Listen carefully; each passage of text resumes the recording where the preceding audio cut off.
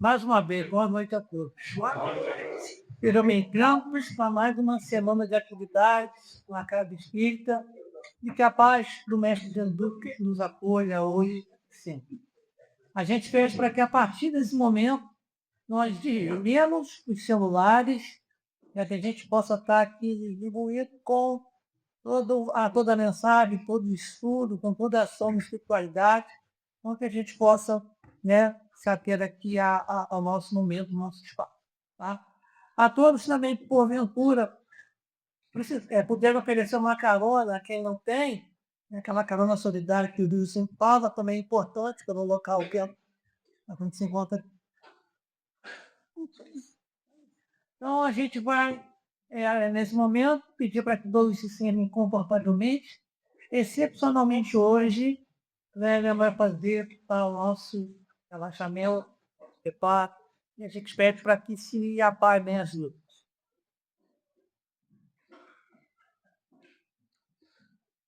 Muita gente questiona por que a gente faz esses momentinhos de meditação. Essa meditação é uma prática muito antiga e muito necessária. Através da meditação, nós adquirimos paz interior, nós podemos entrar em contato com nós mesmos, com o nosso divino. Então tem muitos benefícios. Assim, só para a gente ter uma ideia, a prática da meditação, o uso constante da meditação, e a gente pode um pouco daquela coisa de que tem que ficar meia hora e tem que ter posição certa, não. Façam sentados na casa de vocês, num lugar que tenha silêncio, se tiver uma musiquinha, ok, coloque uma musiquinha, e aí vocês vão ficar mais tranquilos. Ajuda a gente se concentrar mais. Então, com a meditação, a gente desenvolve a nossa atenção, a nossa concentração, atinge, né, a gente atinge, consegue a gente atingir, né, vários registros nossos, né, a gente se concentra. E as pessoas que fazem essa meditação sempre, relatam grandes benefícios. A gente aprende a não julgar as pessoas, a gente aprende a ter conexão entre emoção, respiração, foco, né, a gente precisa ter foco. Hoje em dia nós estamos sem foco, então a meditação vai nos ensinar a ter foco, devoção, necessariamente não precisa ser uma religião, mas é o nosso Deus interior. A gente pode adquirir a felicidade interior, que é muito importante. Muitos relatos, de redução do estresse, da ansiedade, aí vai melhorar o sono, vai melhorar a nossa cognição, nosso humor. A qualidade do nosso sono tem muito a ver com uma meditação, muitas vezes antes de dormir, em função da ansiedade e dos tempos difíceis que às vezes a gente vive. É preciso que a gente pare um pouquinho antes de dormir, entre em contato com o nosso eu interior, com o nosso divino, e a gente vai conseguir ter uma noite de sono melhor. Nós também temos, muitos relatos de pessoas que meditam, que sentem uma analgesia, que fica aquela dor no corpo, aquele cansaço diminui. Então, a pressão sanguínea, muitas pessoas quando chegam ao médico, pressão alta, a orientação é relaxa, respire. Isso a gente já conhece no dia a dia nosso, então falta a gente colocar em prática, colocar isso como necessário. Então a gente faz aqui um pouquinho só, ensinando a vocês e levando vocês a um relaxamento, para que vocês tenham mais concentração na palestra, no que o palestrante vai trazer para nós. Então vamos fechando os olhos, prestar atenção na nossa respiração. Inspirem profundamente e expirem profundamente. Vamos lá, é muito. Puxando ar profundamente e soltem o ar totalmente. Faço isso em 3 vezes. Mais uma vez. Puxe no ar. Solta. À medida que nós puxamos o ar e soltamos o ar, nosso corpo vai relaxando. Puxe o ar e solte. Sintam-se mais conectados. A mente vai ficando mais tranquila. Nós pensamos mais no aqui, no agora. Vamos deixar todos os nossos problemas para trás. Nesse momento, todos os nossos problemas não existem. Eles desaparecem diante da nossa possibilidade de conexão com o nosso eu interior.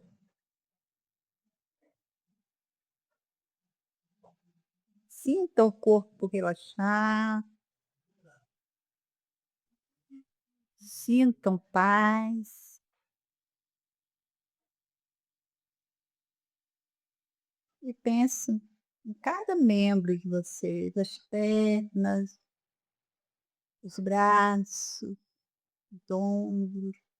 Vamos pensando, vamos deixando relaxar, soltando, soltando. A mente tranquila,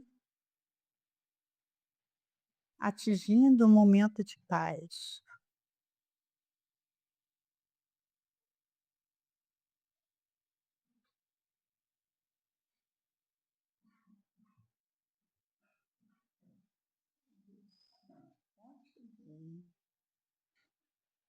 Deixe o corpo relaxar, nenhum pensamento não toma conta da nossa mente nesse momento.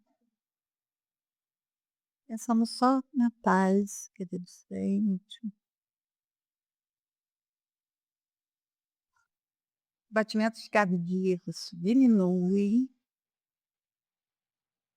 consequentemente a nossa pressão sanguínea também. E a gente quer sentindo o nosso corpo relaxar.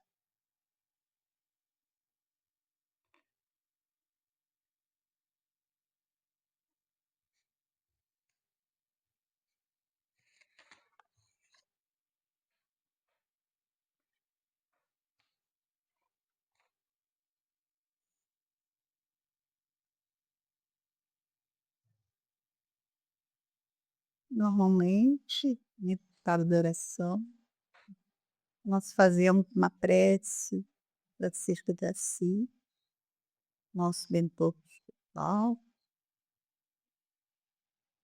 em que a gente vai pensando no significado de todas as coisas que ele fala para nós. Senhor, fazei de mim um instrumento de vossa paz. Onde houver ódio, que eu leve o amor.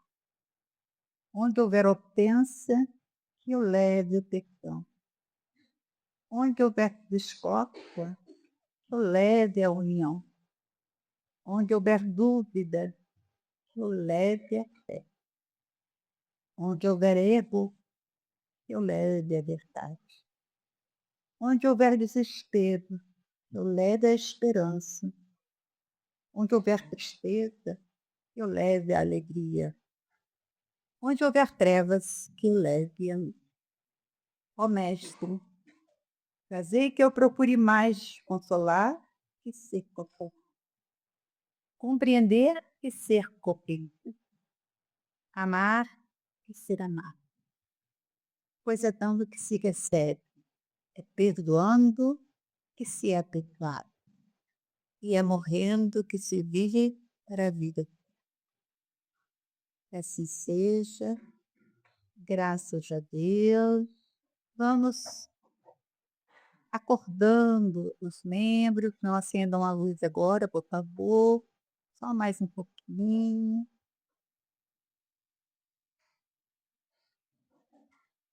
Vamos relatando, vamos mexendo um pouquinho, tomando consciência logo dessa distância.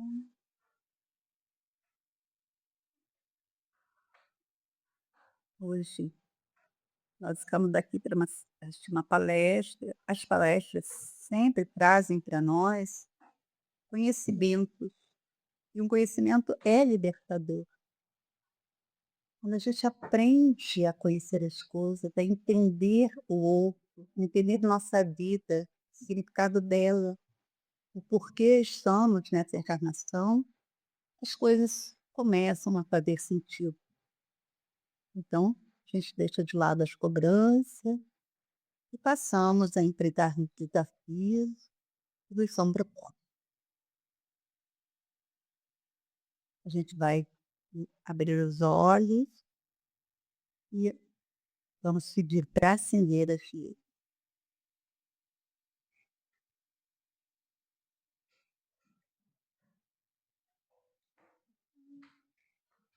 Ai,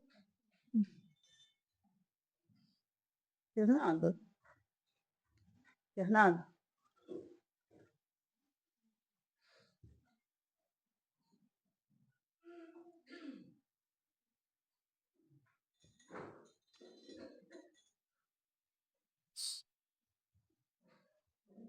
procura pra gente. Espiritismo. Espiritismo não é apenas o consolador da terra, é o renovador do eu. Não constitui somente a iluminação das massas, é lâmpada acesa para o coração do homem.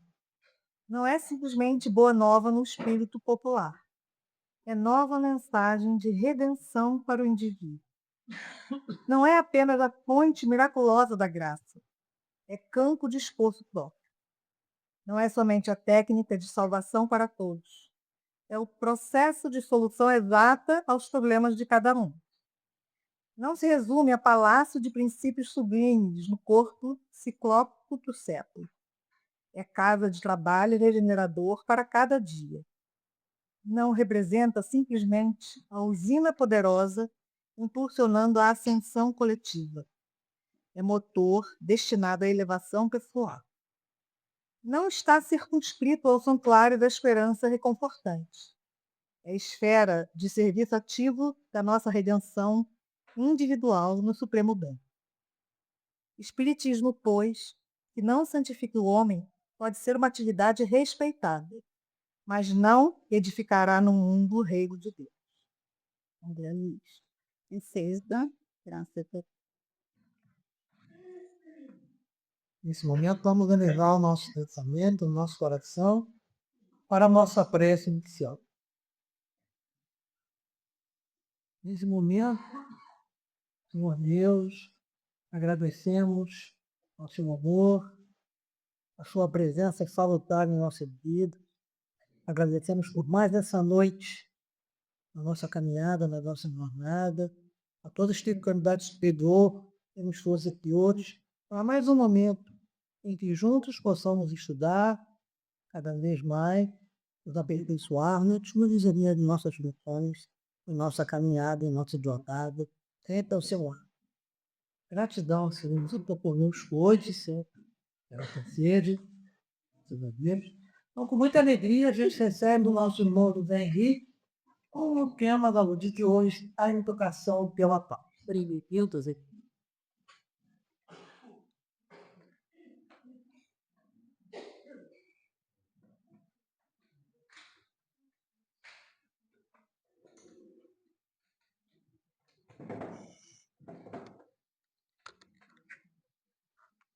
Boa noite, queridos companheiros. Que boa noite gostoso. Gostei. Eu gostei. Pois é, meus irmãos. Quantas lições nós poderemos tirar do que a Clélia falou aqui, que traz uma analogia completa com o meu tema de hoje. Meditar. Nós praticamos a meditação ou só aqui? Bom, Santo Agostinho nos recomenda, no Livro dos Espíritos, que devamos fazer isso todas as noites. Esse aprofundamento psíquico em nós mesmos, para observarmos nossos erros, equívocos, faltas. Esse é um encontro com o nosso eu. É uma ampliação da consciência. É um estado superior de consciência. Quando assim o fazemos, para termos um sono tranquilo, certamente, quando muitos dormem atormentados, preocupados, ansiosos, o que deverão fazer no dia seguinte, contas a pagar, problemas, traumas, dificuldades familiares, não dormimos bem. Então a meditação que a nossa irmã falou, e outra coisa que me chamou muito a atenção, da analgesia, das nossas dores físicas. O que acontece quando a gente medita? Há uma semi-libertação do perispírito. E junto com esta semi-libertação estão os fluidos que são transmitidos para a nossa organização física do nosso sistema nervoso. Tiramos a dor do corpo. Os fluidos perispiríticos acompanham esse processo de semi-libertação. Aí nós entendemos muitas coisas, inclusive por que os faquires não sentem dor quando estão em cima daqueles ferros pontiagudos. Por isso. Porque o fluido perispirítico, que é o que veicula a dor para a organização física, ele está no processo semiliberto. Então seria um processo de cura, eu não diria nem cura, mas uma suavização das nossas dores, inclusive físicas. E junto com isso a oração.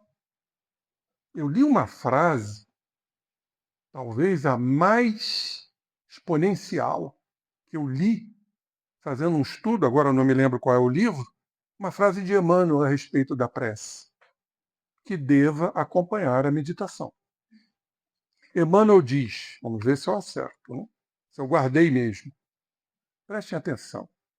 Diz ele, a oração é um movimento divino do espelho de nossas almas rumo às esferas superiores para refletir a nossa grandeza. Que coisa linda, gente. Que coisa linda que Emmanuel nos fala. É um movimento divino. E é o espelho de nossas almas, porque reflete rumo, claro, se estamos orando às esferas superiores, refletindo que todos nós temos grandeza. Apenas não sabemos trabalhar essas grandezas. Então, a associação da meditação com a prece, ela é fundamental e deva ser todos os dias. A gente já deita dormindo, outros dormem no sofá, vendo televisão, filmes, novelas, nada contra. Mas por que a gente não reserva 5 minutinhos que seja para meditar? No lusco-fusco, na penumbra. Isso tem uma razão de ser. Há um bloqueio de uma estrutura cerebral chamado quiasma óptico. E é o quiasma óptico, quando bloqueado, que estimula a glândula pineal. A glândula do pensamento, a glândula da mediunidade. E nesse instante a gente está se desacoplando do corpo. É um desdobramento que proporciona o afloramento das memórias que devam ser vistas, observadas, tendo coragem e principalmente aceitação. O que isso tem a ver com a paz? Total ligação. Nós vivemos em paz? Eu pergunto a todos vós. Se tem alguém que vive em paz, levanta a mão. Acho que ninguém, né? Nem eu. Nós vivemos, companheiros, como agora, momentos de paz. Quando estamos orando, quando estamos meditando, quando estamos na casa espírita, quando estamos concentrados, quando estamos ouvindo uma bela música, suave, doce, que nos enleva. São momentos de paz. Então nós precisamos, como diz o título, nos educarmos pela paz. Interessante, por que eu usei educação pela paz? E não educação sobre a paz, e não educação para a paz? Qual dos três você escolhe? Pela paz. Porque se eu promovo em mim a educação sobre a paz, está muito distante, está lá no passado. É algo que eu estou falando lá do passado. E se eu quero me educar para a paz, eu estou me referindo a algo que está distante, que é o futuro. Então, o termo correto é educação pela paz. Pois bem, como construir essa paz? Porque a paz, ela precisa ser construída. Ela está em todos nós. Tá? É o do criador do taoísmo, Lao Tse, lá dos antigos Vedas, do antigo Egito, da Índia antiga. Ele diz que a paz está em nós e não fora de nós. Aí que está um grande equívoco. Muitos vão procurar a paz no interior, na roça, no meio do mato, mas não estão em paz. Lá chegando, que maravilha, mas vão se irritar com o grilo e com o mugido da vaca e do boi. Vão se irritar consigo próprio.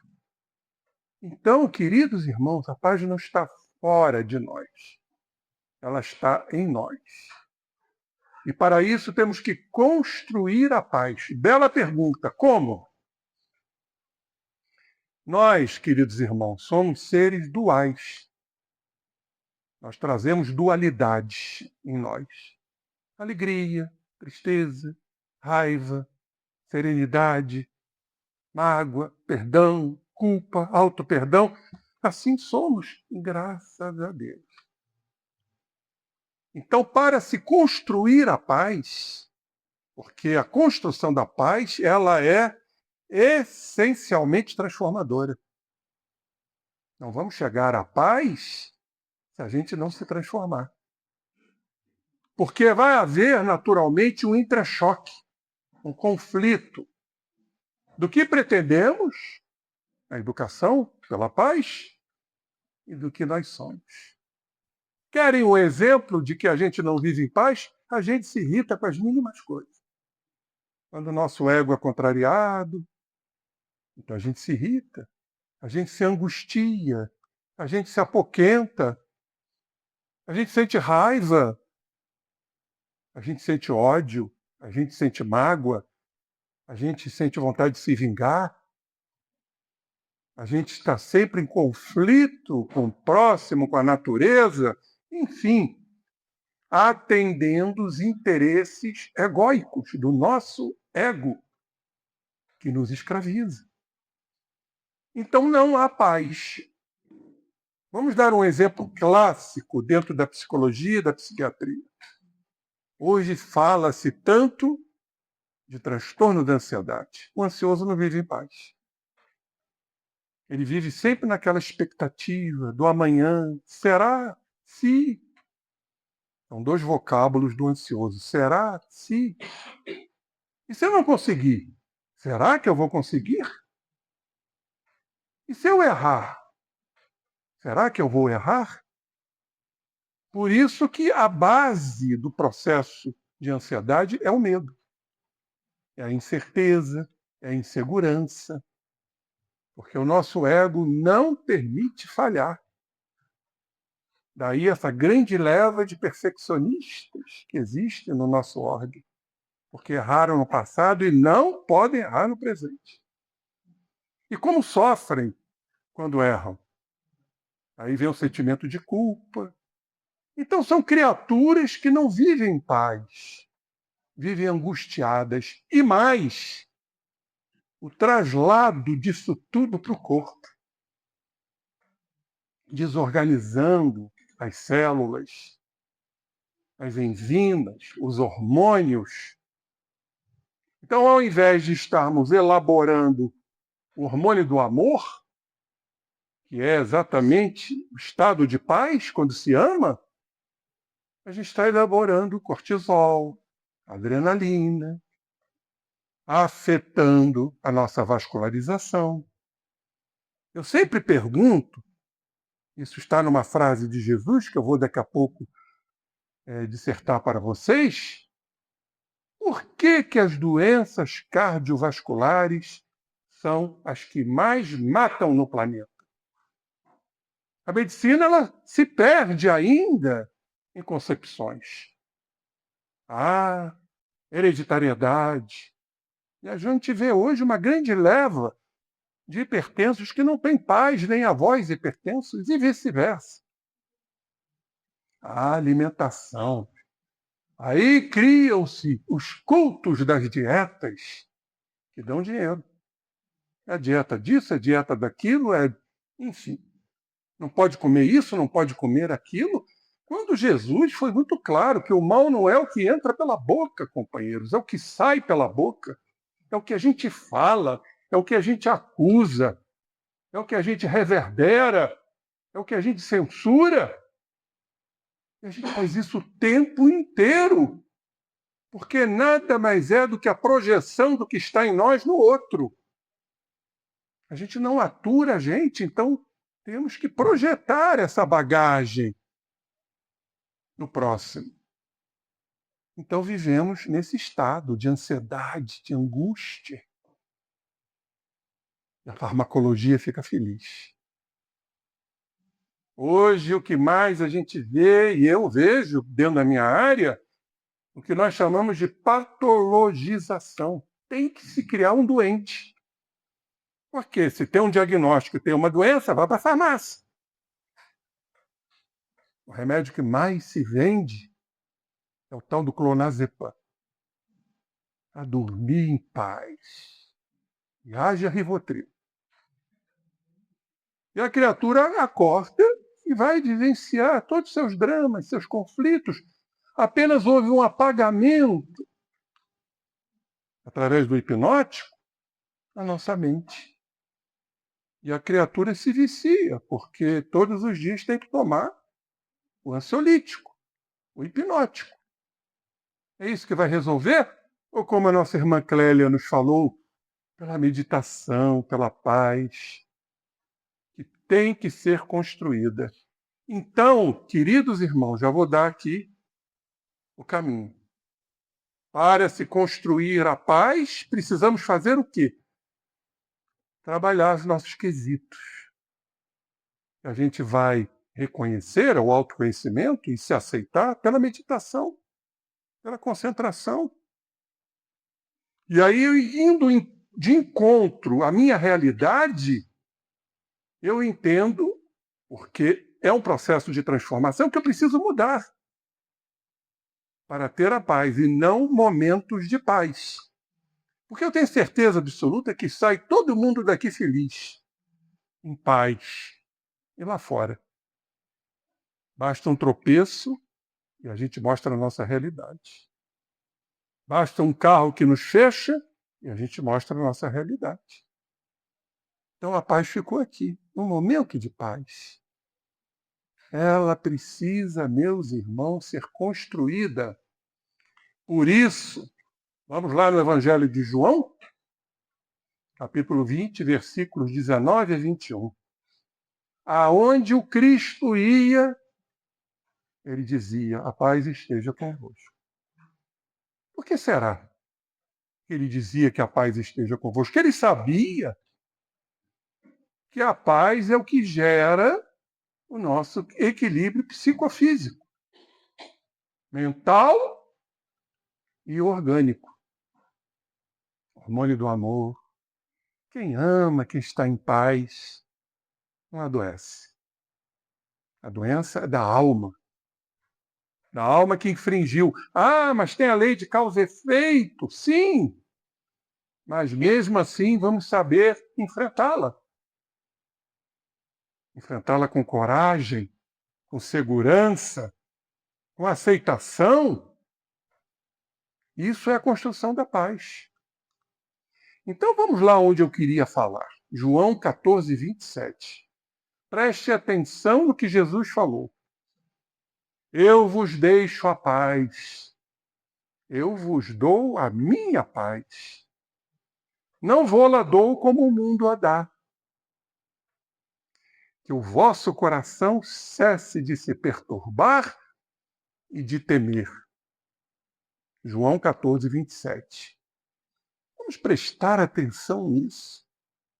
Jesus expressou a paz, na sua tranquilidade, na sua serenidade, no seu amor.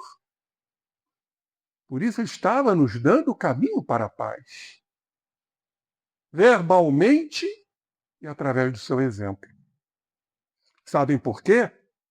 Hoje existem estudos interessantíssimos em que se comprova de que não é o que a gente fala que é de grande importância. Nas escolas, nas universidades, não.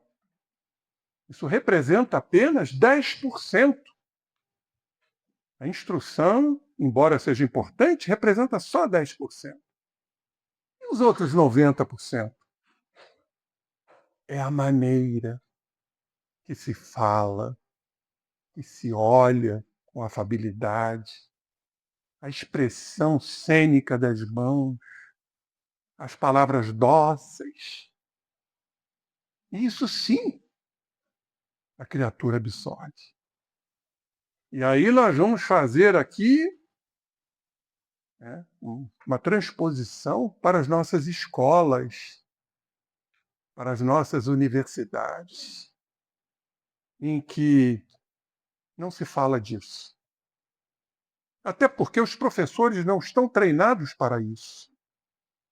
São as escolas do amor.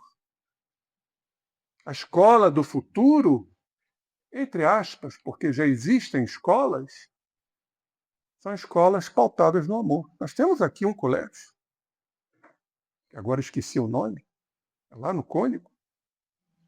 Me ajudem aí. Waldorf. Isso aí, método Waldorf. Onde se trabalha o amor. Agora, nas universidades, nos colégios, por professores, me desculpem se tem algum professor aqui, despreparados. Preparam os alunos para o mercado de trabalho, para serem os melhores, para serem os eleitos, e não trabalham as questões básicas, emocionais e sentimentais. E aí, companheiros, eu tenho que me render a uma criatura altamente espiritualizada. Vejam bem, há afirmações, eu não posso comprovar, afirmações do próprio Divaldo. E ele afirmou, certa feita, que depois do Cristo era a criatura mais evoluída na Terra, suplantando Francisco de Assis, suplantando outras criaturas consideradas santas. Não tem como avaliar isso. Eu não tenho como mensurar isto. Mas é uma criatura que teve um papel importante. Vocês já ouviram falar de Sri Satya Sai Baba? Indiano? Pois é, hoje, companheiros, existem escolas de Satya Sai Baba, que já desencarnou, em 130 países. Olha aí o futuro já se mostrando. Olha a regeneração aí já acentuando tudo isto. E claro, antecedendo tudo isto, a educação dentro de casa. Se construir a paz dentro de casa. Mediante o diálogo e mediante a relação pais-filhos. E depois a complementação nos colégios. E os colégios ainda estão conservadores. Então a criatura cresce, é eleita, arruma logo um emprego e não vive em paz. Adoecem. Olhem os 5 conceitos de Satya Sai Baba, Sri Satya Sai Baba, que instituiu a educação Satya Sai Baba para valores humanos. Vejam se esses 5 valores não estão implícitos na nossa doutrina espírita. Primeiro conceito dele, amor. É o que mais a gente fala aqui, né? Amar a Deus sobre todas as coisas, ao próximo como a si mesmo. A prática do amor que deve viger entre todos nós. Segundo conceito de Satya Sai Baba, a paz. Essa paz que Jesus nos fala, que nos harmoniza, que nos dá o equilíbrio e não o desequilíbrio. E junto com a paz, a não violência. Meu Deus, o que a gente está vendo hoje, companheiro? Violência. Em todos os lugares. Guerras fratricidas, guerras urbanas, ódios.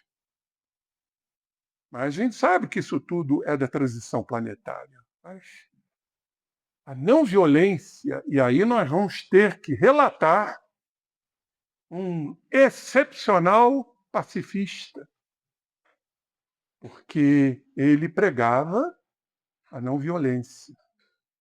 Ahimsa, que quer dizer não fazer mal ao próximo, só fazer o bem. É um termo hindu, da Índia, Ahimsa. Então eu estou fazendo uma referência a quem? Mahatma Gandhi.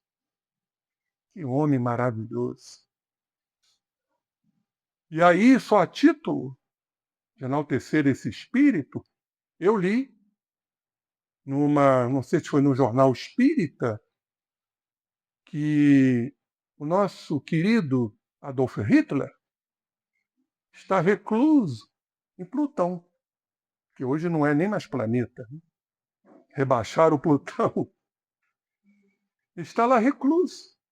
Só tem um espírito que foi designado para visitar Hitler, Mahatma Gandhi. Porque ele pregava, vejam bem, a não violência mais ativa. Quando Jesus fala virar a outra face, não é ser passivo e submisso, receber a violência e se calar por interesses. Não. Jesus disse, não resistam ao mal, mas se imponham.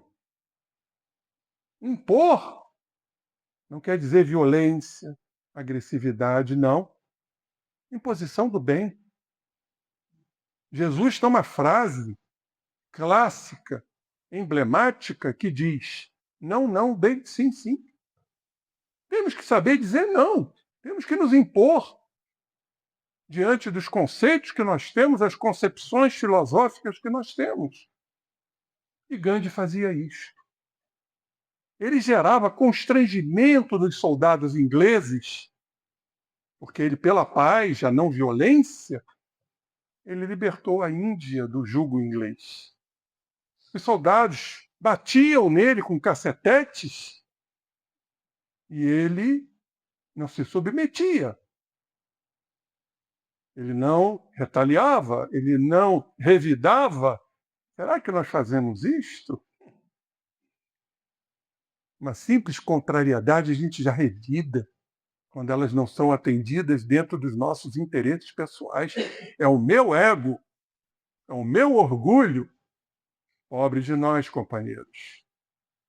Então, ele não revidava, ele não retaliava, mas ele não se submetia ao erro, à imposição maldosa vinda das criaturas.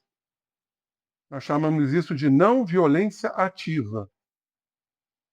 E não obediência pacífica. Ele não obedecia quando ele via o erro.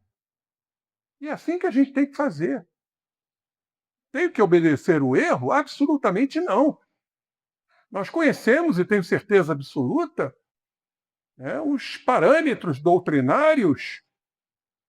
Então, aceitar o erro por conveniência, para não criar nenhum tipo de problema, eu me omito diante do erro. Jesus jamais fez isso. Mas era Jesus. Mas Jesus deixou a lição. o grande legado de não resistir ao mal, mas não se submeter passivamente ao mal. Quando ele diz aqui, que o vosso coração cesse de se perturbar. Meus queridos irmãos, aí nós vamos àquela situação que eu deixei aqui.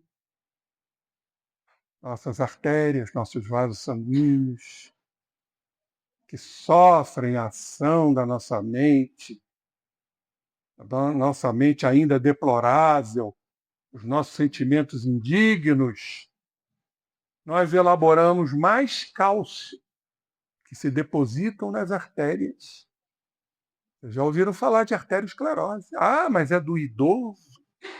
Hoje nós já temos comprovações que o jovem já começa a depositar cálcio nas suas artérias. E o cálcio está ligado à nossa mente. Então nós imprimimos energias negativas em nossos vasos sanguíneos com depósito de cálcio.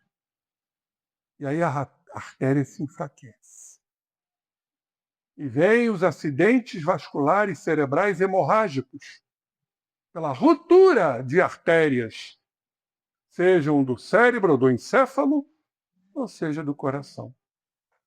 Ou então esse enfraquecimento geram, aneurismas, que é exatamente o enfraquecimento da muscular do vaso. André Luiz faz esta citação no livro Missionários da Luz. Então vejam o porquê de tantos óbitos nas doenças cardiovasculares que Jesus coloca aqui, que o vosso coração cesse de se perturbar. E mais, internamente dentro do vaso corre o quê? Sangue. E o sangue é rico em fluido vital. Alguém vive sem sangue? Quando há uma hemorragia, não precisamos fazer transfusão para sobreviver? Então, o sangue é rico em ectoplasma. O ectoplasma é sintetizado pelo duplo da estrutura perispirítica. E o ectoplasma, nos fala André Luiz, está ligado diretamente aos nossos pensamentos. Então, por dentro dos vasos correm nossos pensamentos. Imaginem os maus pensamentos. Vai haver uma turbulência sanguínea. E mais, eu fiz esse estudo, essa pesquisa. Nós temos uma camada dentro do vaso chamada endotélio, que é a estrutura física que nós mais temos. Porque todo vaso tem endo, quer dizer dentro, endotélio. E segundo pesquisas científicas, o endotélio está ligado às questões imunológicas. E nós sabemos que as nossas emoções alteram nosso sistema imunológico. O que vai acontecer com o endotélio? Fica rugoso. Se ele fica rugoso, ele vai captar moléculas de gordura, que nós chamamos em medicina de placas de ateroma, gerando ateromatose. E aí vem aquelas ideias, aqueles conceitos, que têm uma certa validade. É o que nós comemos, é a carne de porco, é o ovo. Agora acabou esse mito do ovo, graças a Deus. Eu como 4 por dia. A carne de porco também. Eu tenho 75 anos, como 4 ovos por dia. Temos que derrubar esses mitos. Tudo é o equilíbrio. Agora, o que não é equilíbrio são as nossas energias mentais. Então vai haver uma lesão interna e outra externa. E na interna, o que acontece? Pela turbulência do ectoplasma, geram coágulos. E mais as placas de gordura, por distúrbios do endotélio, o coágulo fica ali, podendo gerar uma embolia ou pode gerar uma obstrução no coração, infarto agudo do miocárdio. No cérebro, infarto cerebral, AVC isquêmico. Agora nós começamos a entender o que Jesus quis dizer, que o vosso coração cesse de perturbar, que tenhamos paz. Mas um outro fator que ele deixou aqui para nós, e de temer. Nós tememos a nós mesmos. Por isso nós estamos nas fugas psicológicas, colocando máscaras, nos adaptando às nossas conveniências, fugindo da nossa realidade, do nosso self. Como diz o nosso querido Jung, nós temos que criar uma ponte entre o ego, que é o centro da consciência, e a nossa realidade. O que a nossa irmã leu aqui, meditação. Para nos abrirmos à nossa realidade. Mas nós temos medos.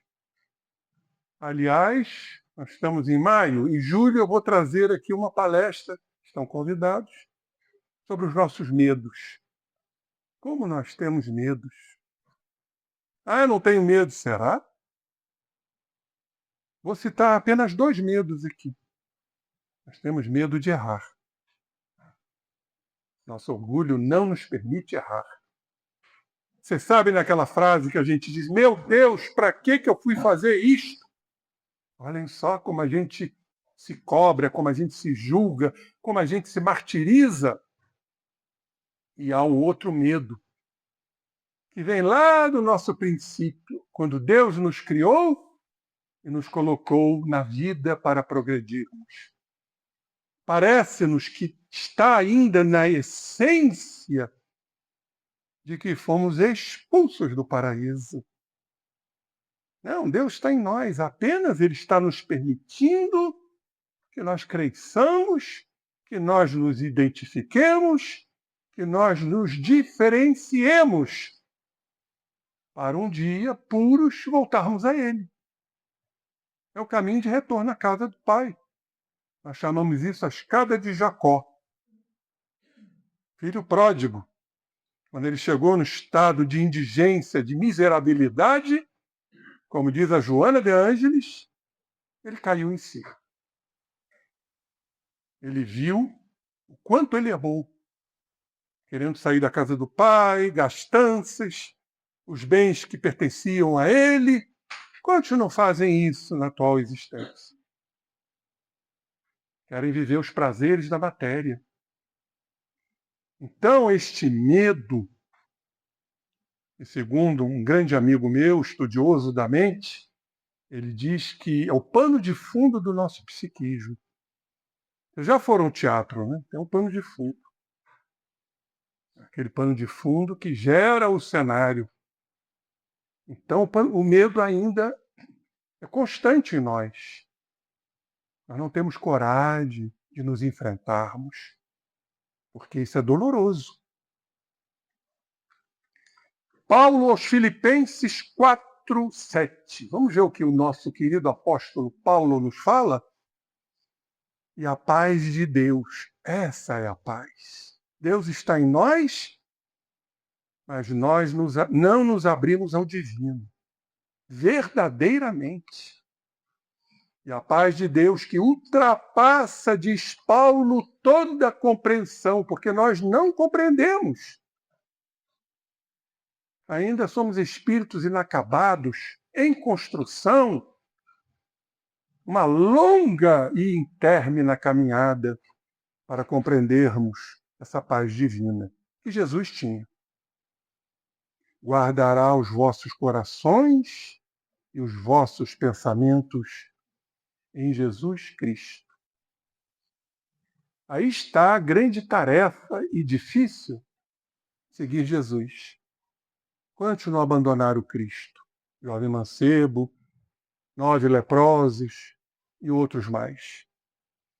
Porque seguir Jesus é nos abrirmos aos nossos padrões, às nossas crenças, aquilo que consideramos como certo. Tudo estatuído por nós, pelo nosso ego. Por isso não vivemos em paz, companheiros. Então, quando Jesus chegava para as suas prédicas, para as suas palestras.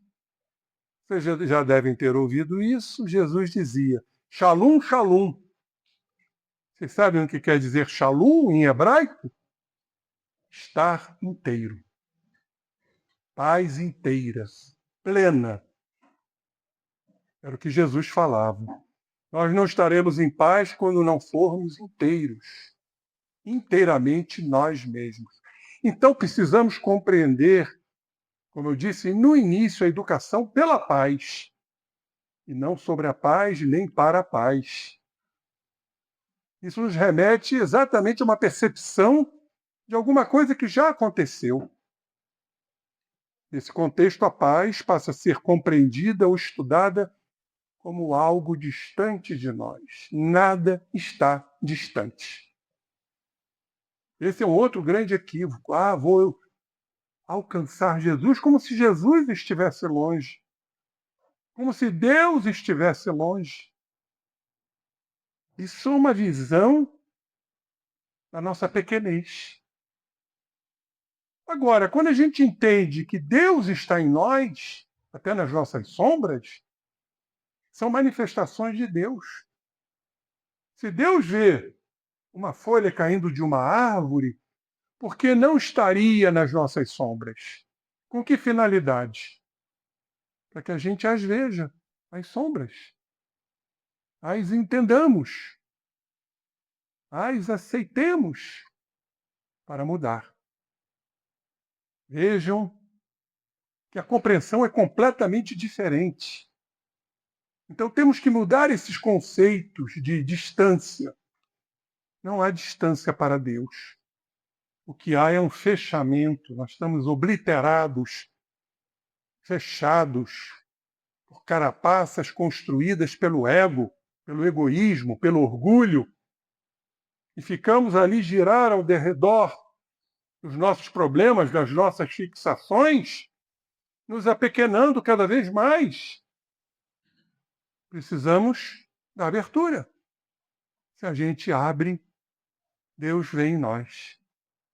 Não foi isso que Paulo falou no auge do seu arrebatamento? Não sou eu, mas quem vivo. É o Cristo que vive em mim. Cristo está em nós também. Porque Ele está ao lado do Pai, e o Pai está em nós, o Cristo também está. A zona crística. Que um dia chegaremos pela força do progresso, pelas nossas escolhas, entendendo o significado da paz. Mas interessante que essa educação para a paz futuro, ela é compreendida e aceita pela Unesco, que é repetido por muitos escritores. Dimensiona a paz como algo a ser alcançado. Nos dá também uma noção distante de nós. É uma expectativa, é uma esperança para o futuro. Enquanto a paz, companheiros, que está em nós, deva ser construída, é uma necessidade do presente para a alegria das unidades de consciência que são nossas células. São poucas que a gente tem, 86 trilhões. Harmonicamente funcionantes. E a gente faz o tempo inteiro o quê? Agredindo nossas células. E o código genético, com as nossas tendências, vai se mostrar. Ou, quando não, de tantas agressões celulares, elas sendo desorganizadas, vêm as enfermidades, não necessariamente trazidas no código genético. Ainda tem isso. Então, a paz, queridos companheiros, ela é possível, ela deve ser construída junto dos nossos opostos. Elas estão ali, paralelas. A paz, a beatitude e os nossos opostos. Quem são os nossos opostos? A nossa realidade dual. A alegria, ao invés da tristeza. Tudo bem, a tristeza é um sentimento humano? Sim. Agora, não podemos transformar essa tristeza em algo depressivo, em algo melancólico, algo destrutivo. que vem levando inúmeras criaturas ao suicídio. Pouca gente se alerta a isso. Cada 40 segundos alguém está se matando no planeta. Vocês têm ideia do que isso representa? Depois vocês chegam em casa e façam a matemática. A cada 40 segundos, 1. A cada 80 segundos, ou seja, 1 minuto e 20, 2. Agora vocês depois façam o cálculo de horas, dias, semanas e anos. Quantos estão se matando? É alarmante. Por quê? Dor, desespero, desesperança. Falta de paz. Há algum motivo de alguém estar em paz e se matar? Claro que não. Depressão que leva a isso. Então, depressão é doença da alma. A depressão, costumo dizer, é a doença do orgulho. Que gera o desânimo. Para que eu vou enfrentar? Se eu não vou conseguir, se eu não vou atingir meus objetivos, isso está muito no plano do inconsciente. E não simplesmente a expressão disso na organização física. É a serotonina. Temos que introduzir enzima de recaptação de serotonina. Ótimo. Mas vai resolver mesmo? Não. A criatura continua com a tendência à depressão, por isso toma remédio a vida toda. Então, companheiros, a educação é pela paz. Ela tem que ser pedagogizada em casa e preparar professores para isso. Sri Satya Sai Baba. Pena que eu não tenho aqui a foto dessa criatura. Ele desencarnou em 2011. E olhem o que ele diz. A educação, companheiros, é para a vida, não para a mera subsistência. Nos educarmos para a vida. A vida enquanto na carne, para depois nos prepararmos para a vida imortal. E não para subsistirmos apenas dentro das nossas conveniências. Agora, realizando uma educação que ensine a ser feliz. Vou citar mais uma frase de Satya Sai Baba. Guardemos isto, companheiros. As mãos que auxiliam fazendo paz são mais santas que os lábios que rezam. Operar. Fora da caridade não há salvação.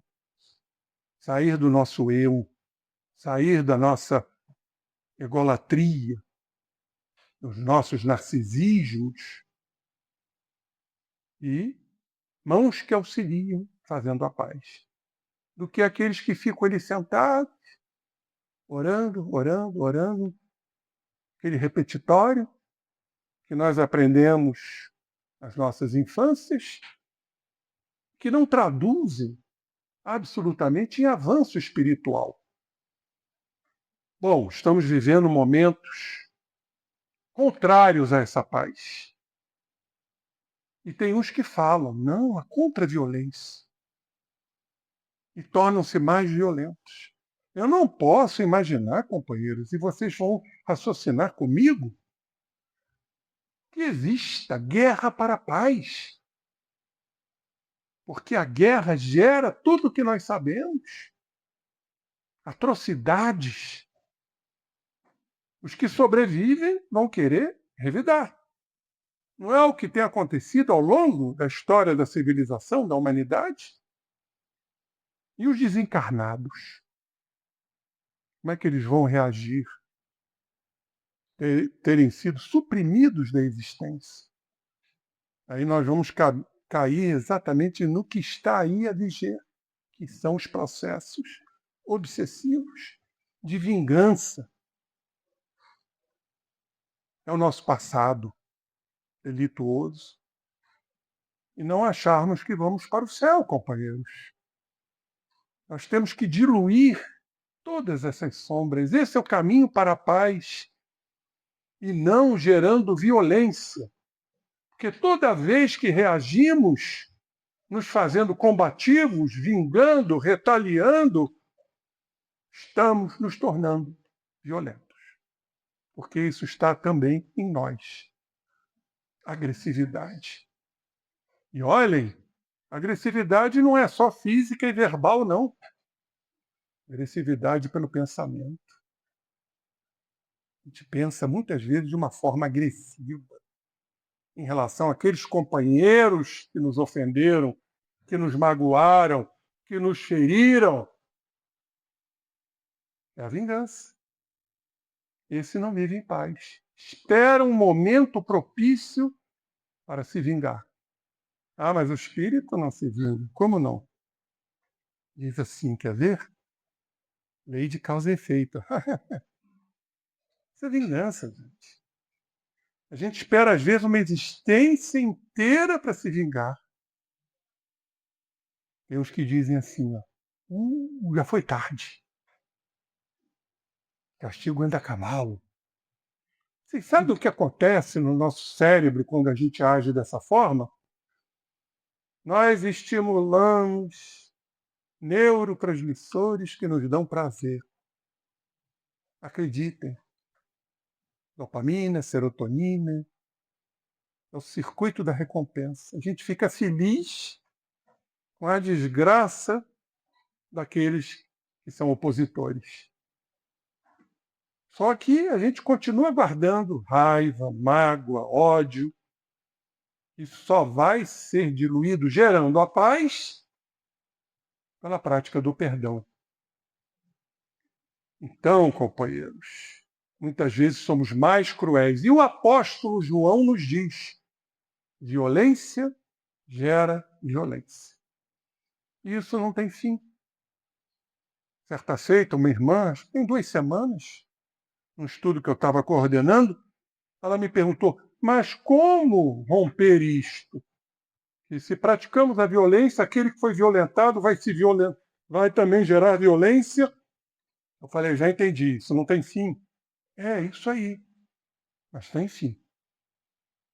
Quando a gente rompe através do perdão. E aquele que é violento também vai entender esse ato de perdão, de desculpas, vai passar também a perdoar e se auto-perdoar. Então, o perdão é a chave da ruptura desse sistema de que violência gera violência. Então, a não violência é o que tem que estar presente em nós. É uma conquista, vejam bem, de vencer uma batalha sem precisar travar a batalha. É ganhar a luta sem ter que entrar na luta. Ahimsa, do sânscrito, lá dos antigos Vedas, significa condição de não provocar qualquer forma de dor ou sofrimento para todos os seres, tanto físico, quanto verbal, quanto mental. E aí, mais uma vez, realçando a postura de Gandhi, que apanhava e não reagia, mas não obedecia. Isso gerava constrangimento para os ofensores. E ele dizia, não precisamos matar o inimigo. O que precisamos matar no inimigo é o desejo de matar. Aí nós vamos lembrar mais uma vez de Satya Sai Baba, da doutrina espírita, dos postulados, das 130 escolas espalhadas pelo mundo, para a grande pedagogia já presente e para o futuro, a pedagogia do amor. Fazer brotar da criatura, principalmente que está em formação, trazendo suas facetas, suas mazelas, de existências mal baratadas, para entenderem a prática do amor.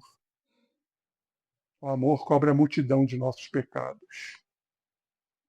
Temos que nos posicionar, meus irmãos. A doutrina espírita não é uma doutrina de omissão, mas também não é uma doutrina de violência. É uma doutrina de austeridade, de firmeza, que tem que estar no lar, tem que estar na escola e nas universidades, trazendo aqueles princípios aqui ditos. E Allan Kardec, nosso educador, porque ele dizia, a educação é um conjunto de hábitos adquiridos. O que são hábitos adquiridos? Que Kardec nos fala? Construídos. Então ele dizia, Allan Kardec, é na omissão dos bons que os maus prosperam. O bom ele não pode ser omisso, companheiro. A troco de quê? Para que a gente não entre em litígio, não crie dissabores no outro, gerando constrangimento, nos falta, ou nos faltam, um termo, um vocábulo que não é comum na criatura humana. Sabe qual é?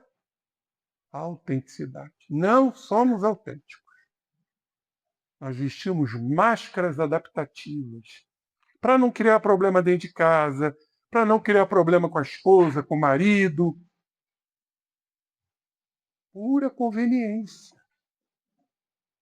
Autenticidade não quer dizer agressividade. Nós podemos ser autênticos e dóceis, porque nós somos professores. Ah, somos aprendizes? Somos, mas somos professores também. Autenticidade. Então, a omissão, ela é triste. Vou citar uma outra criatura com a mesma convicção que Kardec nos fala, aquele líder negro, agora não se fala mais negro, né? É preto. Mudaram a terminologia. Então, o líder preto ganhou o Prêmio Nobel da Paz, somente. Vocês sabem, né? Martin Luther King. Ele dizia o seguinte, o que me assusta não é o grito dos violentos, é o silêncio dos bons. A omissão. Hein? A omissão. A gente nos omitir por conveniências. E tem um outro também líder espiritual, chamado Paramahansa Yogananda, e ele espirituosamente afirmou, enquanto o bem está de férias, o mal faz horas extras. Quantos aí não estão de férias, que não querem criar problemas? Então, essa é a prática não violência. E nos reportando ao nosso mestre, que a paz esteja conosco, ele nos trouxe grandes exemplos verbais de virarmos a outra face, sem submissão. Virar a outra face é não reagir e não resistir ao mal. E diz mais ele, quando alguém lhe roubar a capa, dê-lhe também a túnica. O que muitos cristãos ainda não entenderam corretamente. E o nosso querido Gandhi, ele demonstra uma outra sentença evangélica contida no Sermão da Montanha. Por sinal, Mahatma Gandhi disse que se toda a literatura do mundo fosse extinta, evaporasse, e só sobrassem as bem-aventuranças, nada estaria perdido. Está no Evangelho nosso, segundo o Espiritismo. Ler, reler, captar, assimilar, apreender e aprender as bem-aventuranças. E Gandhi se enquadrava e demonstrava isso numa das bem-aventuranças. Bem-aventurados são os mansos, porque esses herdarão a terra. É o que vai começar a acontecer. Espíritos que já estão imbuídos e propensos ao bem, reencarnando. E outros que aqui vão ficar, porque já trazem esses conceitos. Agora, essa regeneração, queridos companheiros, não vai levar 100 anos, não. Talvez leve milênios. Por isso Gandhi foi pacifista, foi manso, herdou a sua terra. Estes são os princípios de uma ética para mudar o mundo. Paz e não violência. Por isso, guardemos isto. A paz só é possível quando ela é construída. A paz está dentro de nós. E um outro indivíduo que esteve em Friburgo, fundou uma sala aqui em Friburgo. Ele era um divulgador da Hatha Yoga, José Hermógenes. Conheceu? Desencarnou agora, em 2015, tem 10 anos. E ele afirmava: só os ignorantes agridem, os sábios agradam. Vejam bem, só os ignorantes agridem. Então, companheiros, para a gente finalizar a nossa apresentação, que eu acho que é visceral a paz. Pensemos sobre isto na construção da paz. A nossa querida irmã nos deu o caminho da meditação.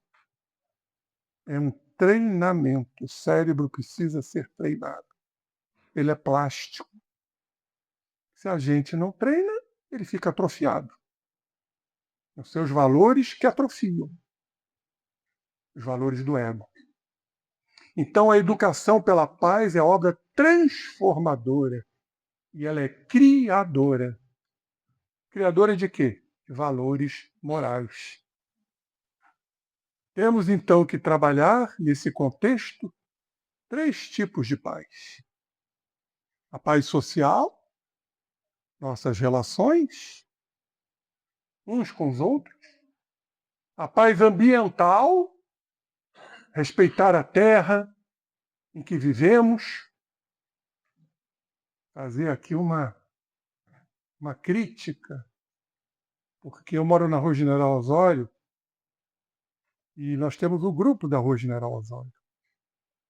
O que deixaram na Praça do Suspiro é de entristecer. A sujeira, as coisas espalhadas, garrafas, até evacuaram. Onde está essa paz ambiental? Hein? Não, já não falo do barulho e dos jovens que subiam aquela rua da faculdade, que eu moro por trás, para a utilização do cannabis sativa, da maconha. E a paz interior, para terminar. E tudo que eu disse aqui é para refletirmos o nosso interior, para construirmos a paz mediante a evidência clara e indiscutível das nossas sombras, dos nossos opostos. Aí sim, são os 3 segmentos. Paz interior, paz social e paz ambiental. Eu quero encerrar com uma frase, porque eu sou um admirador de Paulo Freire. Paulo Freire disse o seguinte: educação não transforma o mundo. Educação muda pessoas. E pessoas transformam o mundo. Olhem nossas responsabilidades. E eu vou encerrar. Eu quero ouvir uma ressonância, uma frase de Jesus. Vocês vão me responder. Será que vocês respondem para mim? Pois é. A frase é a seguinte: que a paz esteja convosco. Oi? Não, eu não queria ouvir isso, não. Hã?